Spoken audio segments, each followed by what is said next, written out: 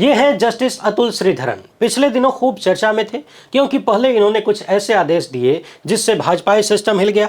जैसे मध्य प्रदेश के वो भाजपाई मंत्री जिन्होंने सेना की महिला कर्नल को आतंकवादियों की बहन बुलाया था, उस भाजपाई मंत्री के खिलाफ कार्रवाई का आदेश इन्होंने दिया। इसके बाद इनका ट्रांसफर कहीं और होना था, लेकिन भाजपाई सरकार के इशारे पर सुप्रीम कोर्ट कॉलेजियम ने ट्रांसफर कहीं और कर दिया।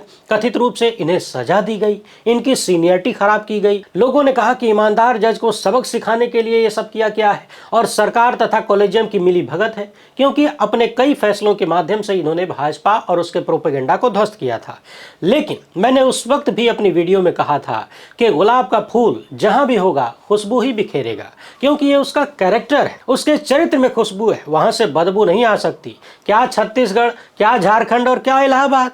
और अब देखिए, इलाहाबाद हाईकोर्ट में जस्टिस अतुल श्रीधरन और जस्टिस सिद्धार्थ नंदन की एक पीठ ने ऐसा फैसला किया है जो नफरती चिंटुओं का एक और रोजगार छीनने वाला है। नफरती चिंटू यदि संकट में आएंगे, इसका मतलब है कि भारतीय जनता पार्टी का नफरत वाला खेल संकट में आएगा।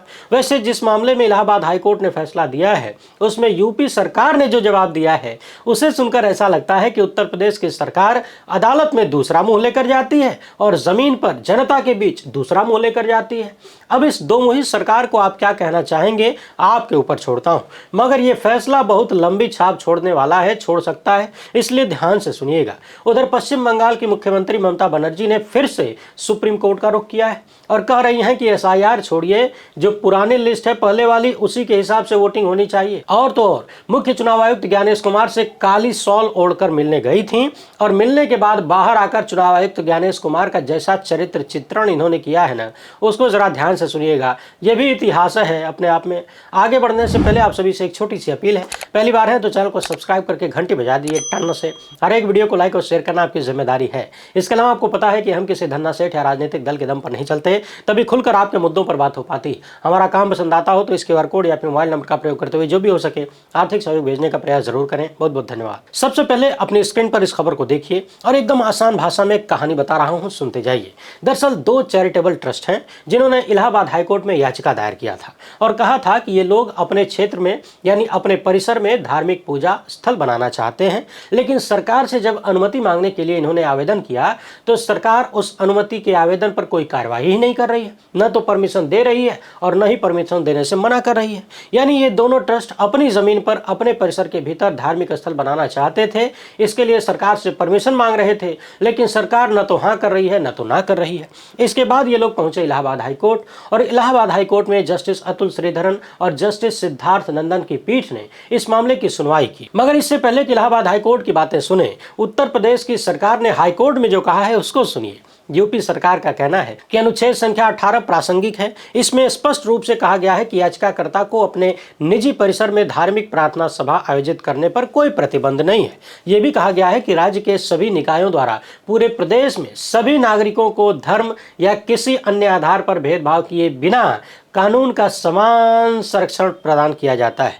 यानी इलाहाबाद हाईकोर्ट में उत्तर प्रदेश की सरकार ने कहा है कि जो लोग हाईकोर्ट पहुंचे हैं वो भी और राज्य का कोई भी व्यक्ति हो, चाहे किसी भी धर्म का हो, किसी समुदाय का हो, सबके लिए यहाँ कानून बराबर है और अपने निजी परिसर में धार्मिक प्रार्थना सभा आयोजित करना ये सब उनका अधिकार है। कहीं पर कोई प्रतिबंध नहीं है और जब प्रतिबंध नहीं है तो काहे की अनुमति। अब जब राज्य ने ये सारी बातें हाईकोर्ट से कह दिया तो हाईकोर्ट ने कहा कि फिर ठीक है, जब कोई प्रतिबंध नहीं है तो अनुमति मांगने की जरूरत भी नहीं है। यानी बात साफ है कि उत्तर प्रदेश के भीतर अपनी निजी संपत्ति में धार्मिक प्रार्थना सभा आयोजित करने के लिए किसी तरह की परमिशन लेने की जरूरत नहीं है। और हाईकोर्ट ने फैसला सुनाया कि भारत के संविधान के अनुच्छेद 25 के अंतर्गत मौलिक अधिकार के भीतर आने वाले किसी कार्य को करने के लिए कानून के तहत किसी अनुमति की आवश्यकता नहीं है। यानी संविधान सर्वोपरि है और संविधान में जो मूल अधिकार है उसमें अनुच्छेद 25 है, हम सबको जो मौलिक अधिकार देता है उसके लिए किसी भी अनुमति की जरूरत नहीं है। और जो बात मौलिक अधिकारों में शामिल है उसके लिए अनुमति मांगना अपने आप में गलत बात है। हालांकि इलाहाबाद हाईकोर्ट ने यह भी साफ साफ कर दिया कि अपने परिसर तक ये चीजें सीमित रहें तो ठीक है। जैसे आप कोई पूजा पाठ कर रहे हैं, कोई प्रार्थना सभा कर रहे हैं, अपने परिसर के भीतर कर रहे हैं, घर के अंदर कर रहे हैं, तो कोई बात नहीं, कोई परमिशन की जरूरत नहीं है। लेकिन यदि ये सार्वजनिक स्थल पर हो रही है, यानी इससे सड़क या सार्वजनिक संपत्ति पर भी असर हो रहा है, बाधा आ रही है,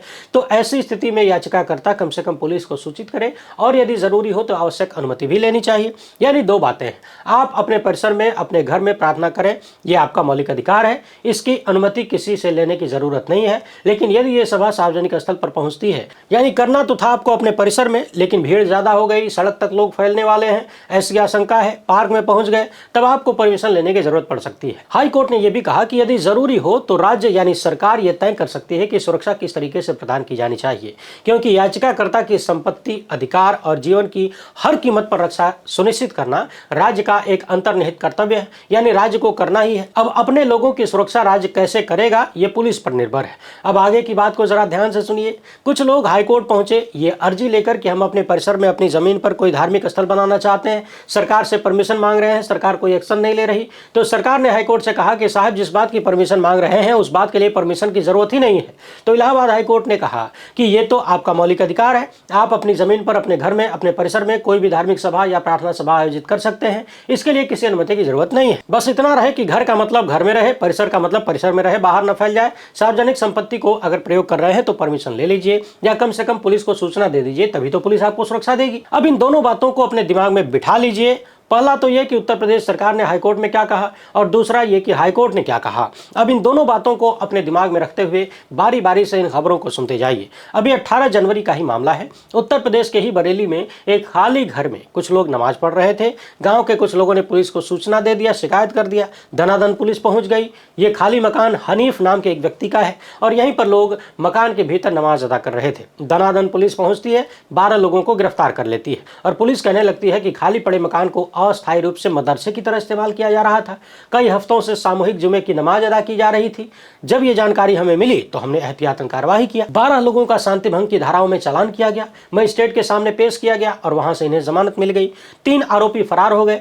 पुलिस उनकी तलाश कर रही है। पुलिस अधिकारियों ने यह भी कहा कि बिना परमिशन के नई धार्मिक गतिविधियां आयोजन करना कानून का उल्लंघन है। भविष्य में इस तरह की गतिविधियों पर सख्ती से कार्रवाई की जाएगी। पुलिस ने यह भी कहा कि नमाज पढ़ने वाले लोगों से जब हमने लिखित परमिशन या दस्तावेज मांगे तो इनके पास कोई कागज नहीं था, यानी इन लोगों ने कोई परमिशन नहीं लिया था।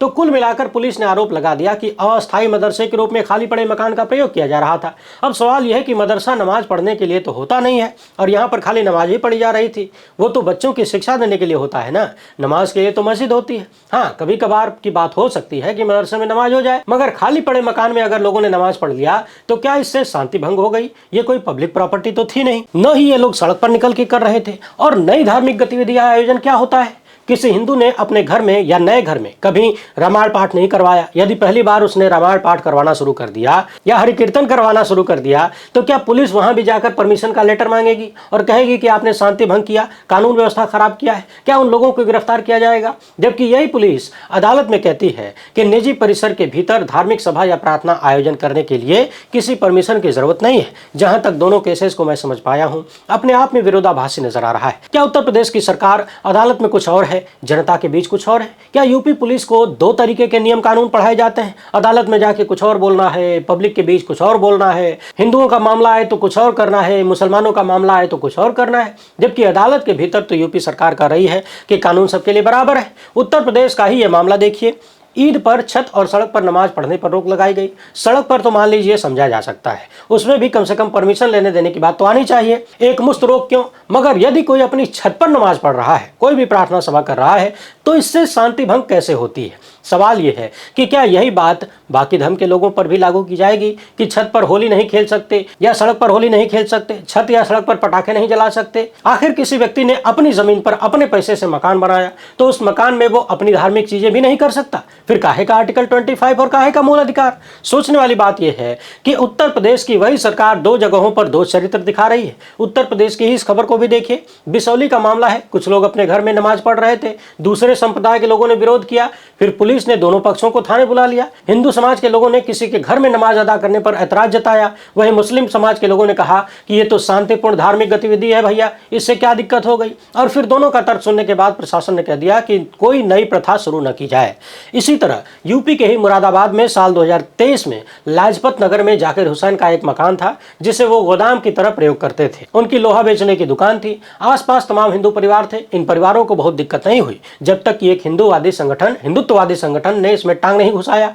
उस संगठन के लोगों ने इस घर में नमाज पढ़ने का विरोध किया। घर के भीतर तरावीह की नमाज 9 दिनों तक सुनाई जानी थी, लेकिन तीसरे दिन ही इन लोगों ने हंगामा कर दिया। नमाज रोक दी गई और प्रशासन ने मुस्लिम पक्ष के 10 लोगों को चेतावनी भी दी। कह दिया कि अगर इलाके में शांति भंग हुई तो 5-5 लाख रुपए का जुर्माना ठोक दिया जाएगा।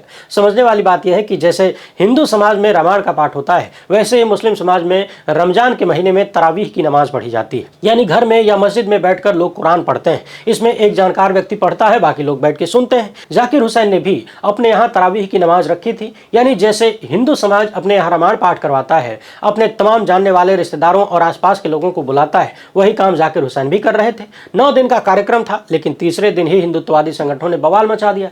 समझने वाली बात यह भी है कि जानकारों के अनुसार जब से इस्लाम बना है तब से तरावीह की नमाज मुसलमान पढ़ता है, सुनता है, मगर एक व्यक्ति अपने घर में धार्मिक सभा का आयोजन कर रहा है, प्रार्थना सभा कर रहा है, हिंदुत्ववादी संगठनों को दिक्कत हो जाती है तो बवाल मचाते हैं, पुलिस बुलाते हैं और पुलिस ज्यादातर मामलों में एक पक्षीय नजर आती है। जिस वक्त यहाँ पुलिस पहुंची, नमाज चल रही थी, पुलिस ने आधे घंटे इंतजार किया और फिर अगले दिन से सब कुछ रोक दिया गया। शांति भंग करने से रोकने के लिए मुस्लिम समुदाय के ही 10 लोगों के खिलाफ नोटिस भी जारी कर दिया गया। पुलिस ने कह दिया कि दोनों पक्षों के लोगों के खिलाफ कार्रवाई की गई है। वहीं जब बीबीसी की टीम ने हिंदुत्ववादी संगठन के लोगों से पूछा कि आपको इससे क्या तकलीफ हो गई भाई, तो उन लोगों ने कह दिया कि हम कोई नई परंपरा शुरू होने नहीं देंगे। जब इनसे पूछा गया कि तरावीह की नमाज में अशांति की बात कहां से आ गई, घर के अंदर नमाज पढ़ने की परंपरा नई हो या पुरानी हो, इस पर राष्ट्रीय बजरंग दल को क्या आपत्ति है, ये कौन होते हैं आपत्ति करने वाले। तो हिंदुत्ववादी संगठन वाले मुंह बंद करके निकल लिए चुपचाप, समझ गए कि फंस गए। तो कुल मिलाकर सवाल यही है कि क्या उत्तर प्रदेश में दोहरी नीति सरकार चल रही है। जनता के बीच कुछ और नियम होंगे, अदालत में कुछ और बोला जाएगा, हिंदुओं के लिए अलग कानून होंगे, मुसलमानों के लिए अलग कानून होंगे। हालांकि उत्तर प्रदेश जैसे राज्य का शासन प्रशासन कितनी बराबरी रखता है, दिखाता है, ये बताने की जरूरत नहीं है। वहीं पड़ोसी देहरादून की भी कहानी सुनिए।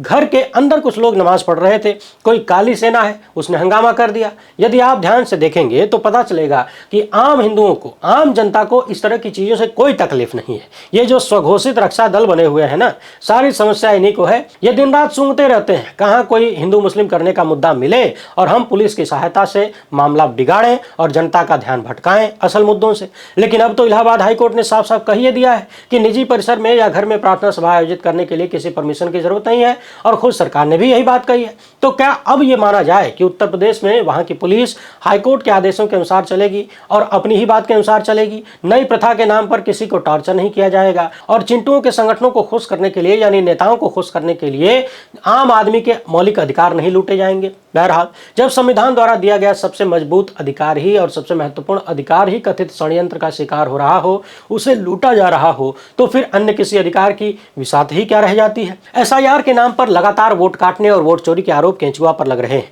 इसी बीच पश्चिम बंगाल की मुख्यमंत्री ममता बनर्जी ने चुनाव आयोग को कई पत्र लिखे, बीजेपी पर लगातार हमलावर है और अब उन्होंने सुप्रीम कोर्ट में याचिका दायर किया है। इस याचिका में कह रही हैं कि पश्चिम बंगाल का जो विधानसभा चुनाव होने वाला है वो जो पुरानी वाली यानी मौजूदा वोटर लिस्ट है उसी से होना चाहिए, एसआईआर वाली लिस्ट से नहीं, क्योंकि एसआईआर में लाखों वोटरों के नाम काट दिए गए हैं या नाम काटने का खतरा है और इसके कारण चुनाव में लेवल प्लेइंग फील्ड यानी समान अवसर नष्ट हो जाता है।